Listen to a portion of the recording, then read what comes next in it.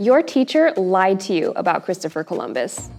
Did you know that Christopher Columbus's name wasn't actually Christopher Columbus? The Italian explorer was born Cristoforo Colombo, and Christopher Columbus is just an anglicized version of his name. There are lots of other things that you didn't learn about him in school, and actually, a lot of the things that you did learn about him aren't even true. His legacy on the Americas is way darker and heinous than what our teachers taught us. By the way, don't forget to subscribe for more of this series.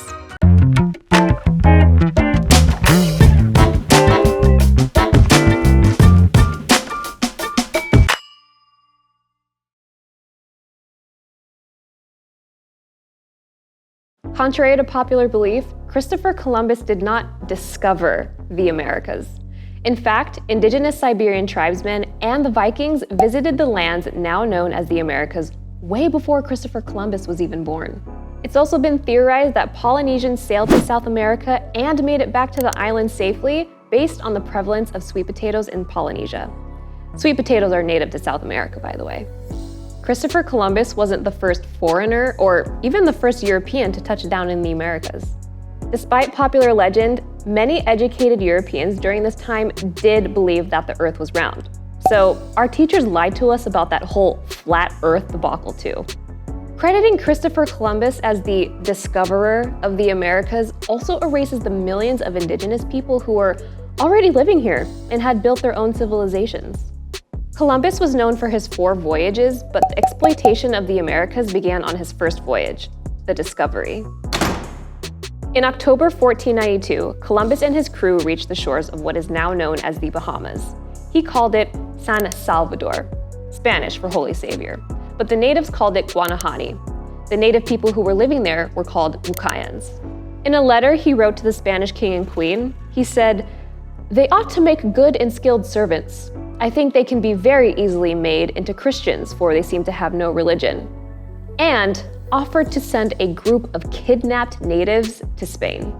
One of the first things Columbus noticed about the natives is that they were adorned in gold ear ornaments. Looking to exploit the resource, Columbus and his crew took a group of Lucayan natives as prisoners and told them to lead them to the source of their gold.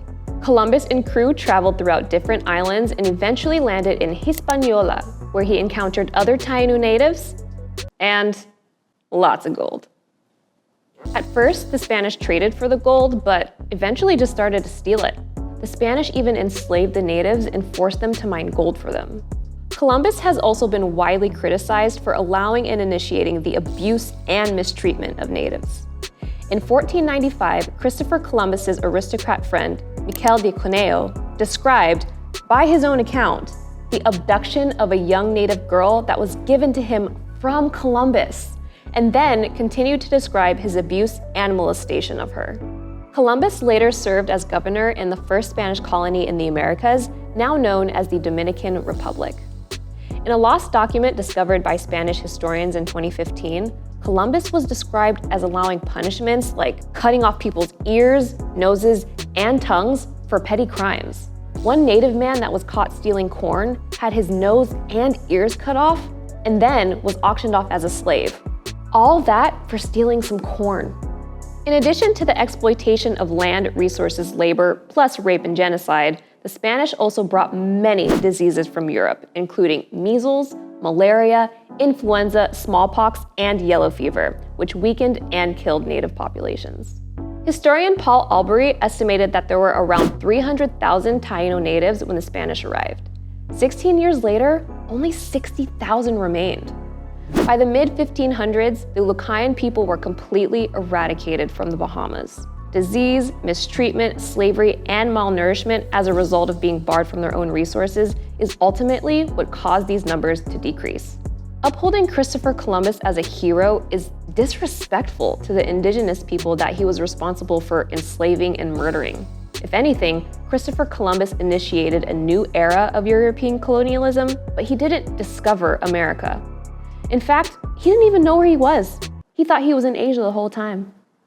The legacy of Christopher Columbus is still felt today, even in 2021. There are very harmful modern effects of colonization, including environmental degradation, racism, displacement, destruction of indigenous cultural, political, social, economic structures, colorism, famine, and much more. Even worse, Our education system perpetuates harm and ignorance by not properly teaching this history in schools. It's important to understand our history, whether good or bad, so we can move forward to dismantle harmful systems and beliefs. When we learn our history, we can decolonize our future. This is No History, No Self. If you like this video, give it a thumbs up. Leave a comment down below. What is the best adjective to describe Christopher Columbus? Christopher Columbus is a Subscribe if you haven't already, and I'll catch you next episode.